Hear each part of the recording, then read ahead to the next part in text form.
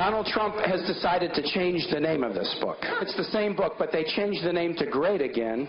And instead of glowering at the world, Donald Trump has kind of a smile like, you know, I got a used car, I want to say, kind of a smile. I think the reason why you see these enormous crowds rallying around Donald Trump, enormous crowds yesterday out west, is because he's made a real connection with everyday Americans. And so my advice to him for Sunday night is what it was before the last debate, and that is go out, be yourself, and share that vision for how we're going to make America great again. Well, the two vice presidential nominees talking about the top of the ticket and what's happening. We have new polls, a couple of them out today. In New Hampshire, a Suffolk Boston Globe poll has Clinton up 2 within the margin of error, essentially tied there with Donald Trump.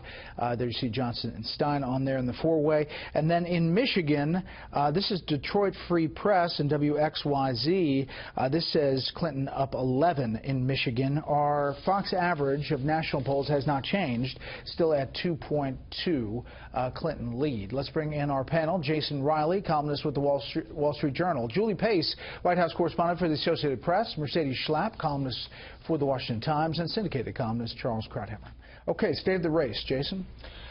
Well, Trump is still behind, and that's the bottom line.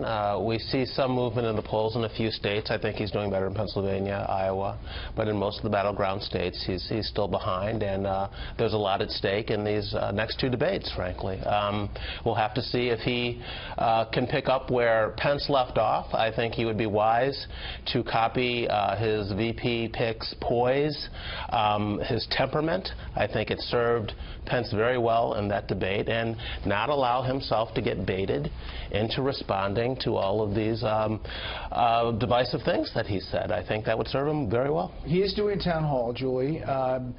He is reportedly getting advice from Chris Christie. Interesting that he's going to New Hampshire for this town hall, a place that Christie obviously owned town halls. But a little practice before Sunday. Absolutely. I mean, the thing that's interesting about Trump right now going into this town hall debate is that most general election candidates come into the town hall with a lot of practice under their belt from the primaries. Town halls are a staple of primaries in New Hampshire and in Iowa. Trump didn't do that. He did rallies at these events. So he's not as practiced as Clinton is. He's not as practiced as Chris Christie is. I think that it's a good idea for him to be doing a practice town hall tonight. We're getting some reports, though, that the audience is handpicked, that they may be suggesting, or they may be having to submit their questions in advance, which is nothing like what Sunday night is going to be. But for Trump, more practice. I think the Clinton people have had their share of handpicked. Absolutely, but if you're going to practice for a nationally televised debate where you're not going to know the questions, you might want to give yourself some practice in that kind of environment a couple days ahead. Mercedes. Well, Trump's got to be ready for a very scripted attack dog Hillary Clinton on Sunday. That's why she's in seclusion. She's going to be with some new, fresh... Even in front of a town hall where there are people that are kind of looking for emoting and engaging, you think that even in that environment... I do think so, because I think he's got to stay focused on learning how to pivot to his strengths and pivot to Hillary Clinton's weaknesses. So it is dealing, although he will be answering the question to the audience or to that particular person, the fact is that Hillary Clinton is still going to be there, and the fact is that Hillary Clinton will continue trying to bait him. And if he turns around and says, let me talk about my tax returns a lot more, and doesn't do what Pence did, which Pence was able to ignore Kaine and really pivot on Hillary Clinton's weaknesses, I think that's a strategy that Donald Trump needs to adopt. Okay, here is Donald Trump. One of the ads Hillary Clinton has out now deals with the things that Donald Trump has said in the past.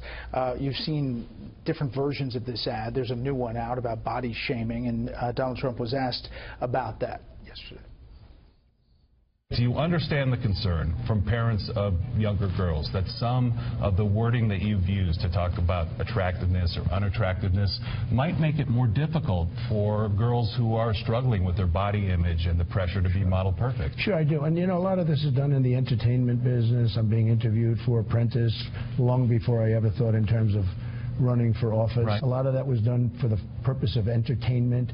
And, you know, when people hear it and when they hear it, there's nobody, I can tell you this, there is nobody that has more respect for women than I do. Charles. I think the most important thing here for Trump is the morning after. He might have lost the debate. You know, it was pretty close. It was not the rout that people say it was. But But he really threw it away the morning after, when he went down the rabbit holes on the Miss Universe and all the other stuff. And that's happened to him before. I think he can hold his own. He just needs to ignore, as everybody here has said, ignore the bait. He should just dismiss all the quotations that he hears the way that Pence did. Deny it ever happened, and then ignore the fact checkers the next day. And then to pivot and to talk about her. The preparation he has to do is to learn a few things she said, to focus in on her weaknesses on Benghazi, which he never mentioned, emails, other stuff, and then just have somebody remove the cell phone overnight, at least for a week. I think he'll be all right. There's a lot of coverage of the Clinton aides taking a hammer to a cell phone. Maybe the Trump aides, you're saying, find that guy. Find that guy. All right.